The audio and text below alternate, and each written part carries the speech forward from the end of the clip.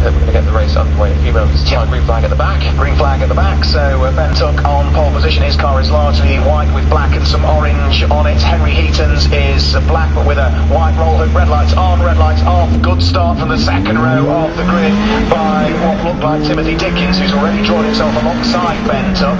And as they head up towards Redgate Corner, Henry Heaton just had his nose ahead as they turn their way in towards the right-hander for the first time. Henry Heaton has his nose ahead, but Ben Tuck has the line all the way heading in towards Redgate. Henry Heaton leads the race. Ben Tuck is in second position, and Christian Saruta, I think, trying to go around the outside, but we've had a couple that have got themselves together, and is one of those, in fact we've got three that have got themselves together. They're largely going to sort themselves out, I think. Yeah, so three towards the tail end of the field. Everybody that was involved, the little trio that got themselves together at Redgate Corner, have been able to continue, so they'll have tumbled down towards the tail end of the field. But Henry Heaton with a great start, and just by the skin of his teeth, hanging on to it as they went in towards Redgate Corner, will lead the pack as they head down through the old hairpin, are about to reappear up towards Schwantz Curve. Henry Heaton leads the race, but he's under pressure. The front two, though, have already got away, haven't they? Yeah, and there's a possible change up at McLean's there, because Dickens has the inside run.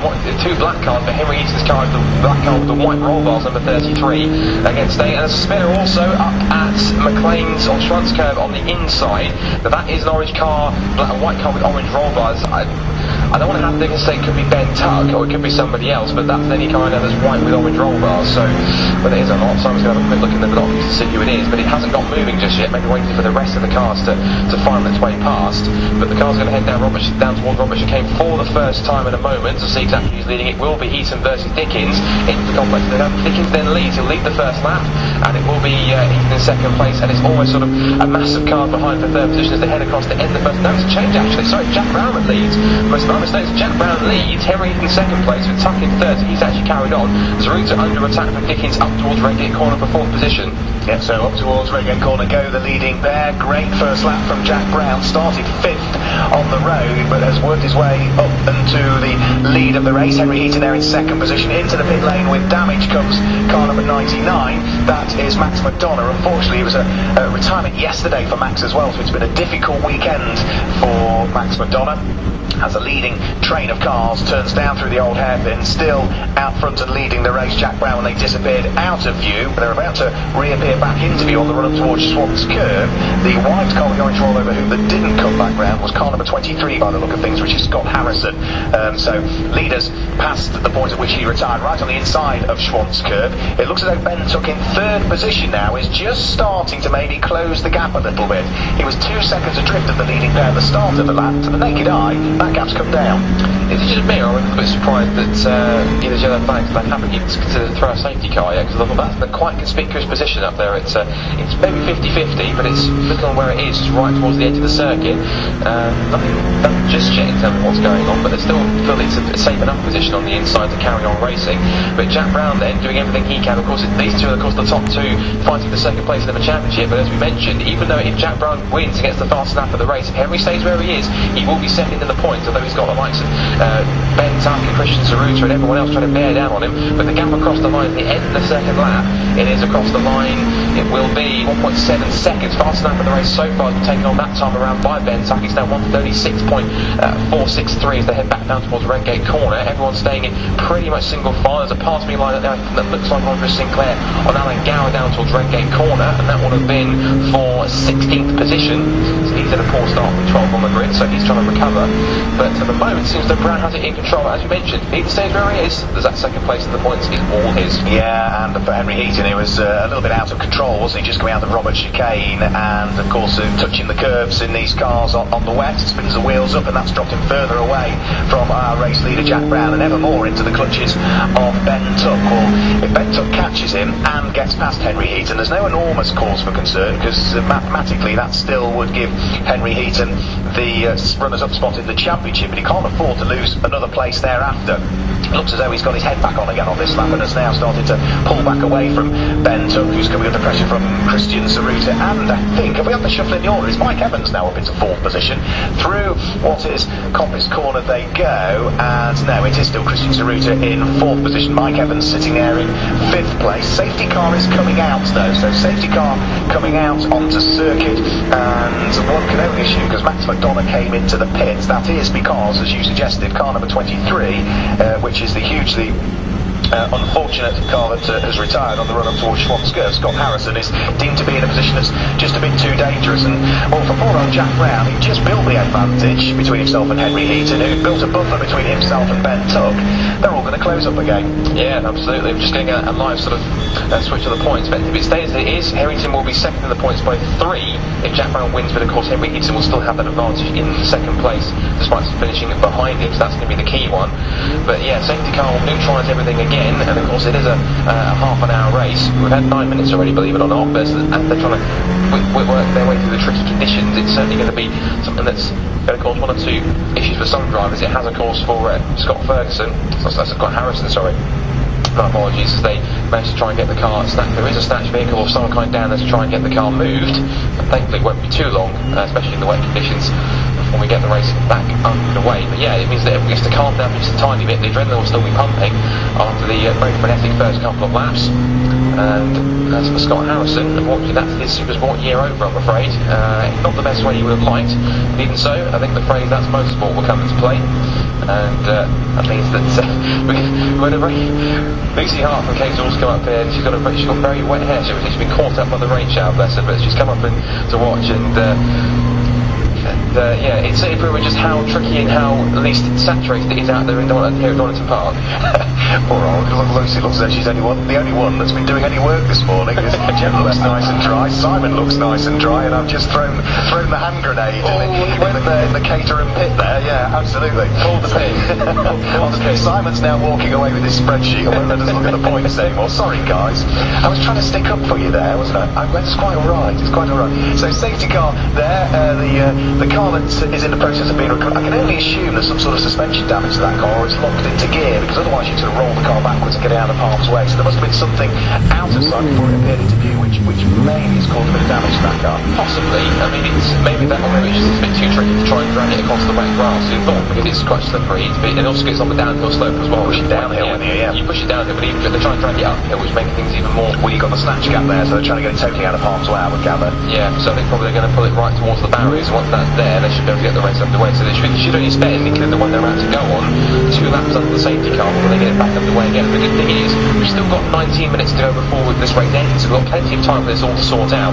But it does seem as though effectively maybe in the way it sort of nullified the great races which we get with the Supersports. I hope I'm wrong on that one, because usually these guys, the whole pack of drivers that have stuck together since the academy, especially these guys from the academy through road sports, through track sports last year and into Supersports, they all know each other very well. We were remarking this morning as well how the fact that they are that close because they know each other that well. And even I was speaking to Chris Hutchinson last night, as I mentioned earlier on in the commentary, the fact that even they can't believe how they can race that close and not come away with anything maybe like one driver losing a wing, and that's it, that's all they lose from it, that they can race that closely and the margins are that fine.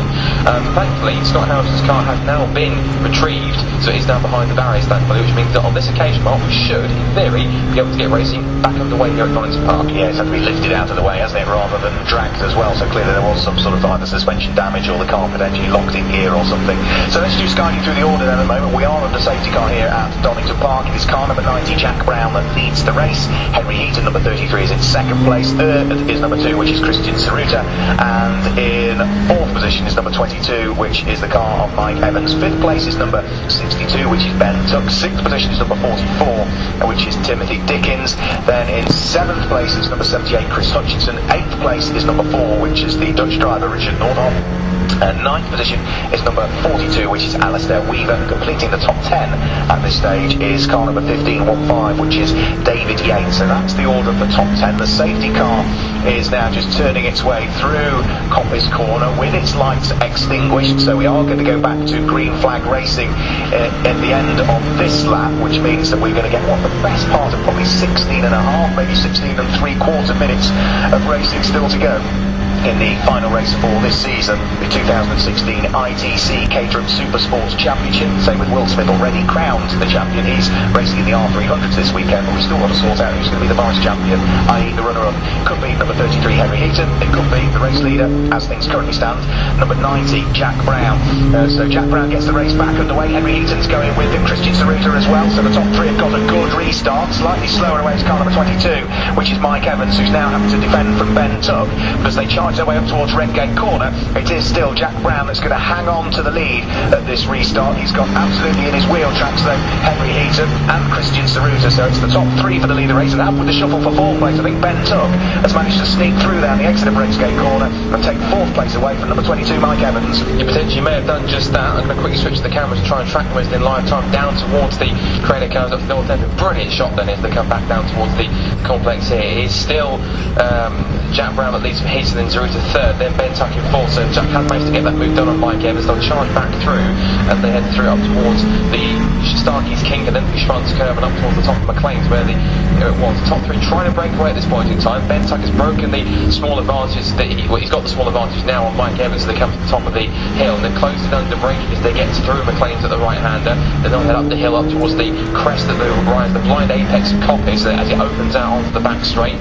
Then they'll head past the museum on the left hand side, the Donington Museum, which is recommend check it out if you get a chance to, and then down the back straight up towards Robert Chicane to complete the first racing lap back on the restart. We're all on tiptoes trying to see what's going on down the back straight as they head towards the complex for the first time on the racing speed once again. And we think it is still Jack Brown leading from Henry Heaton, of course, as they keep battling second in the points they're battling over.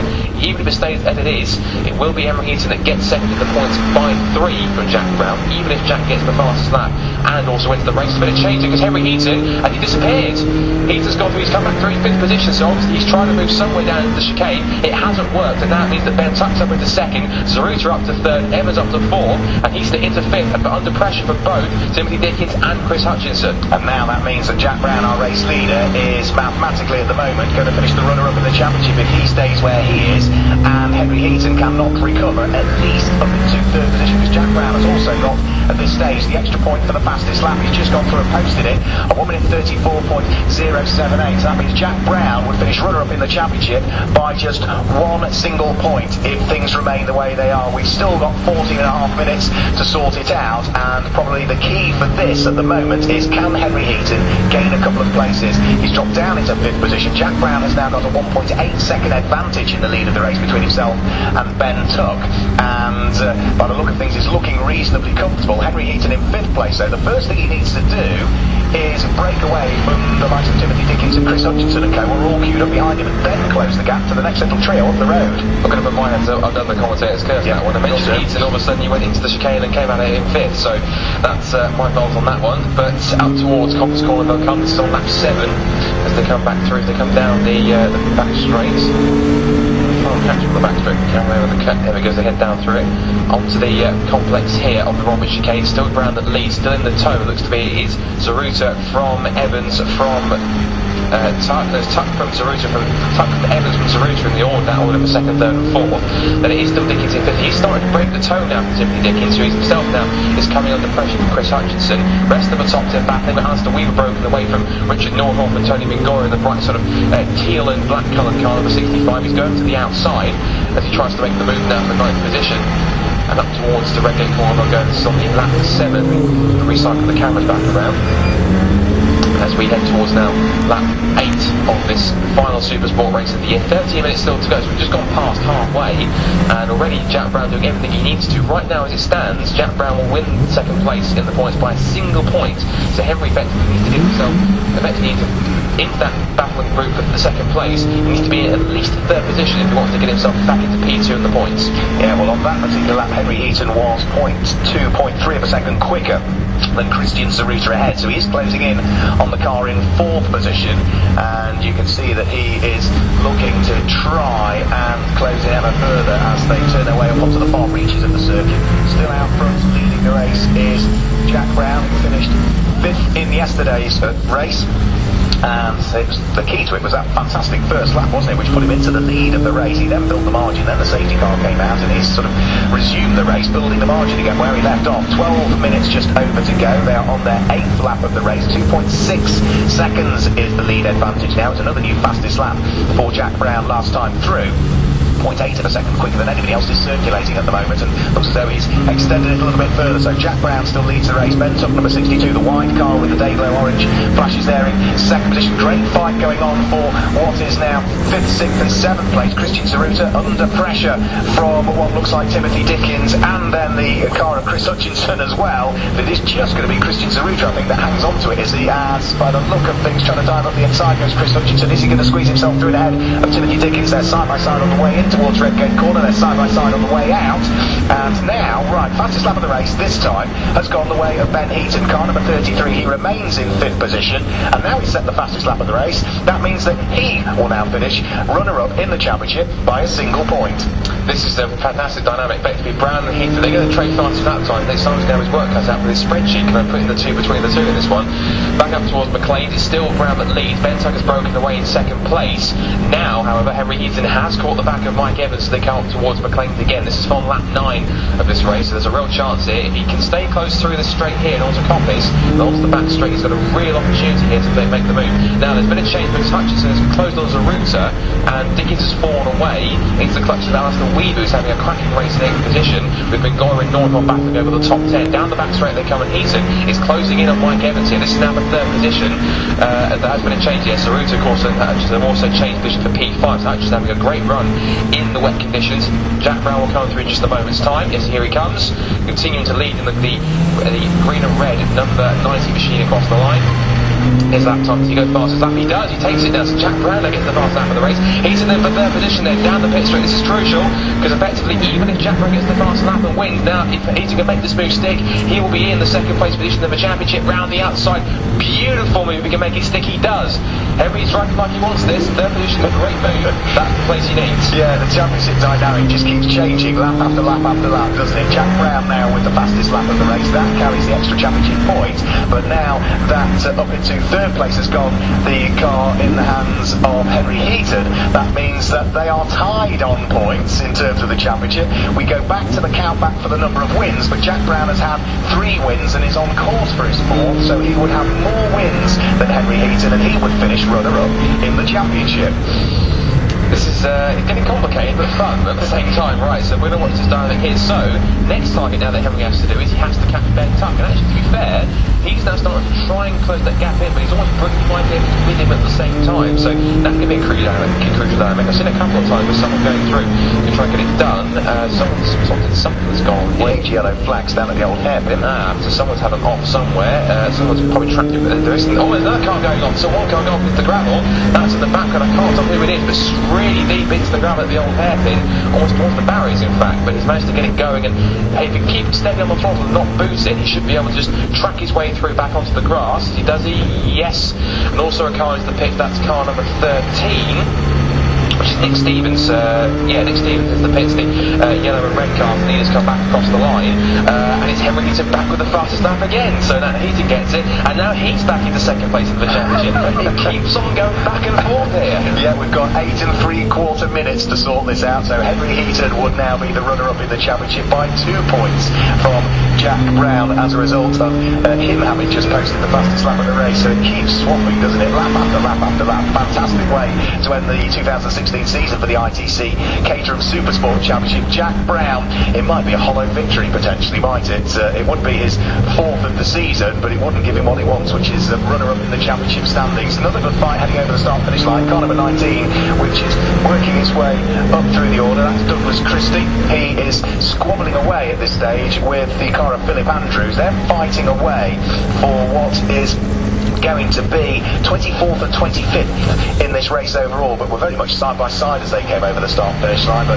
Ben Tuckett is out front and leading the race, so pulling away all of the time, isn't he? 3.3 seconds in the lead of the race. The only thing he can now do is try and claw back fastest lap, because that again would change the whole championship dynamic. Certainly would, and he's dropped Mike Evans. He's closing in rapidly on Ben Tuck for 2nd place. This is going to get even more crucial, of course. Even if Brown would hit the fastest lap of the race, if Heaton would stay there, that would still put him in a key position for the championship. So if he can make this pass stick and potentially start chasing after Jack Brown and eat it to his advantage with 7.5 minutes to go, that could be pretty crucial. Across the line they come then.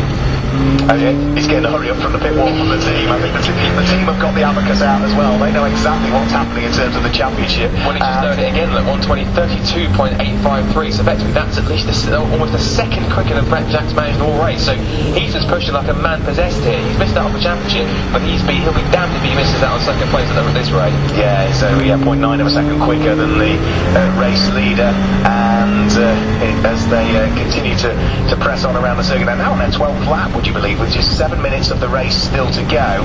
The order is Jack Brown leads, Ben Tuck number 62 in second place, but now really being caught, isn't he, by Henry Heaton, who's there in third place. Fourth place is the car number 22 in hands of Mike Evans. Fifth place is Christian Saruta, and it's Chris Hutchinson that completes the top six. But the best of the squabbles to watch out for is going to be car number 62, Ben Tuck, in second place, coming under a little bit more pressure, one would have thought, in the closing stage of this run, from the charging Henry Heaton, who is doing everything he needs to do. He needs third or higher, and there's nothing Jack Brown can do about it. But at the moment he's in third, he's got the extra point for fastest lap, but he is now just 3/4 of a second behind the second place car, Ben Tuck, who in yesterday's race, of course, was the victor.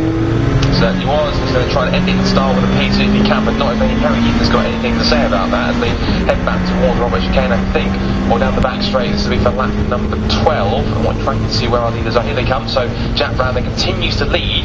The gap is 2.6 seconds, but Tuck was faster on that last lap, and was Heaton. Where's Henry Heaton got to? Where's he gone? Henry Heaton had disappeared, and that again has changed the champion connotations once more, because Henry Heaton has disappeared. He hasn't come through. Now he comes through, and he's got to do it all over again with 5.5 minutes to go. We thought it was done and dusted, and again the champion dynamic changes once more. So it's now Brown with the advantage, and Heaton with all the work to do. This is absolutely crazy. It's absolutely bonkers, isn't it? Yeah, Henry Heaton now down into 6th position. He still has got the fastest lap of the race, so 6th place would net in 19 points plus the extra point for fastest lap. So now in terms of the championship, it means that they would be tied on points once more, which means you then have to look back at the number of victories that they have. Jack Brown's had 3. He's on course for his 4th, so on count back, Jack Brown is now going to be the vice champion. Well, the question's now going, I think if you had two commentators speechless at the same time, because you can't tell what's going to happen. So now, the next person who's going to try and pass is Chris Hutchinson in P5. So, in theory, if he does that, that might give him another point again, I think. So, I'm trying to think if it makes a difference or not. So if Henry Heaton gains one more place, let's have a quick look. Would that actually? Yes, it would. That would give him one extra. So that would. Yeah, all he needs to do is gain one place now, Henry Heaton. So it's not over just yet. No, not quite. No. And what's he got to do? He's got to close up nearly 2 seconds. When he came over the start-finish line, Henry Heaton was 1.9 seconds behind the yellow car, number 78, in the hands of Chris Hutchinson. So if he can catch him and then get past him in this next 4 minutes and 20 seconds, he stands half a chance of still being the runner-up in the championship. Here they come, back over the start-finish line once more. Car number 90, Jack Brown leads the race. Number 62, Ben Tuck there in second place. Then it's Christian Saruta in third position now, ahead of Mike Evans, who's dropped into 4th place. And look at what's going on for 5th and 6th place. Car number 33, Henry Heaton, driving the wheels off the car. He remains in 6th place. His target is directly ahead of him, that being Chris Hutchinson, the yellow car. If he can get past him, mathematically, he's back to being the vice champion. If he stays behind him, he's going to finish 3rd in the championship standings. And just behind that, we've got 5 cars, a quintet, all busy squabbling away as well, which is fantastic stuff. But the main championship battle really now is down to the cars that occupy 5th and 6th places respectively. This is absolutely sensational. What a way to end it. So one car's gone just about straight on a Robert Chicane and almost looking parked it, but he's trying to rejoin once again. We'll try and figure out who that is as he starts to come through. And it's going to be, I think, it's the car that's just coming out of the Robert Chicane here. We'll catch him as he comes past the pits. It is number 57, which is Alan Gower, who's had the one that's had the trip up the hill. Meanwhile, looking at the right here, actually, there's that. I hate to say it, I think Henry Heaton has dropped behind he backbraked Chris Hutchinson, so it carries on just going back and forth. Henry Heaton is either getting desperate or he just seems to be getting very unfortunate at the same time. I think he's just I think he's just overdriving the car. The pressure's telling for Henry Heaton. Without question, he's probably got the pace to do this, but at the moment he's making just a few too many mistakes. He was just 0.3 of a second off the car of Chris Hutchinson at the start of the lap, but I suspect a mistake down at the old hairpin has dropped him further away. He still remains in 6th place, but has now only got 2 3/4 minutes to catch back up again. So it's still Jack Brown that leads and is on course for 2nd in the championship as things stand. Ben Tubbs is 2nd on the road, car number 62. Then it's Christian Saruta in 3rd. Mike Evans in 4th place. 5th place is car number 78, which is a car of Hutchinson. And the extra point for fastest lap now goes away of Christian Saruta. So car number 2, Christian Saruta now posts a 1 minute 32.772. He inadvertently might sort out as to who's going to finish where in the championship. Jack Brown, if they stay where they are now with the fastest point for fastest lap going the way of Christian Saruta, Jack Brown would finish runner-up in the championship by a single point from Henry Heaton. So once again the complexion has changed with 2 minutes to go, so effectively Heaton's front side almost fallen away. I think, as we said, the pressure may be sort of getting to, I think, so that's rather unfortunate because he's having such a strong run and yet it's probably not the way he wants to end it. So I'm sure he'll be back next year in Supersport. He has confirmed he is back in a Supersport car next year to try and right the wrongs of 2016 in terms of missing out on the championship. But now at this rate, unless something happens, missing out on 2nd place. Car 67 without its front nose, that is, so I've got to scroll through the order, 67 is grabbing Crawford without his front section, and he's closed it back up again, but he has to rely on the fact he gets the fastest lap here. If he does, and he can pass up Hutchinson, again he'll get that once again. He's really closing in. Hutchinson actually went a little bit too deep into Coppice. That might give him all the advantage he needs coming onto the straight. We're going to get them now and head back onto the back straight here, and we are coming onto the last lap of the race here. This is now one more lap then. Effectively Heaton needs to be able to get past Hutchinson and take the fastest lap of the race, otherwise Jack Brown is the vice champion. Onto the last tour of the national circuit then we go. Jack Brown at the moment is poised to be vice champion, but it could all change in the space of one lap here as Heaton is back on the gearbox to Hutchinson. Here we go. This is a lap to decide the championship for number 33, Henry Heaton. He's in 6th position. He draws himself alongside the car of Chris Hutchinson and gets in front. That is an extra championship point, but he needs to. He has got to set the fastest lap on this lap and at least stay in the position that he's in. Otherwise, he is not going to be runner-up in the championship. They would be tied on points, and on the countback, the vice champion would be number 90, Jack Brown, who is now on his final lap of the race. And we've got a car parked right on the apex of McLean's corner as well, which is rather worrying. It's a green car which is doing the sensible thing and backing itself back onto the grass to get out of harm's way. So sensible driving there as Jack Brown charges his way round through Schwant's Curve by the look of things for the final time. So the race leader round through Schwant's Curve and up towards what is the right-hander up at Coppice Corner. We've still got the car of Henry Heaton hanging on to his respective position. He's got himself ahead and has really pulled away of Chris Hutchinson, but it's not going to be good enough unless Scott Woodward, he can set the fastest lap, and with yellow flags begs the question. No, he can't do that because he'll incur the wrath of the stewards if he does that one because it's a yellow flag. So give or take, I suppose. But his other sectors have been quicker. Yeah, that's it. But even so, on towards the checkered flag, we think at least the vice champion Jack Brown that comes across the line, he wins the race. We think he's done enough. Ben Tuck will get 2nd place, and then 3rd place to Christian Saruta. He may have possibly just taken the vice champion away from Henry Heaton. Across the line goes Mike Evans. Now the question is, the lap for Henry Heaton across the 5th position, is it fast lap of the race or not? Answer is no, it's not. So it is Jack Brown that wins it. Even if he had got it, there would have been possible stewards' connotations on that one, but we have confirmation. Jack Brown wins the race and is the vice champion of Supersports. I don't think over my 17 years of commentary I've seen a championship battle for runners-up spots swing as many times like a yo-yo from one driver to the other. Fantastic stuff to cover, but it is number 90 Jack Brown that claims the victory, and subject to all of the official confirmations that we need, will be the vice champion in the ITC Compliance Caterham Supersport Championship for this year. 2nd in the race, number 62 Ben Tuck, and 3rd goes away of number 2 Christian Saruta. 4th place, number 22, which is Mike Evans. 5th place, number 33 Henry Heaton, who, to be fair, threw everything at it, including the kitchen sink, but it just wasn't to be on this occasion. He will finish 3rd in the championship standings, subject to all of the official confirmations. The car in 6th position, number 78, which is the car of Chris Hutchinson. 7th place goes the way of number 20 Dan Gore. 8th place is number 65 Tony Mingoya. 9th place number 44, which is Timothy Dickens. He started 3rd but really tumbled down through the order, didn't feature really inside the top 6 for a good chunk of the race. 10th position goes the way of number 42 Alistair Weaver.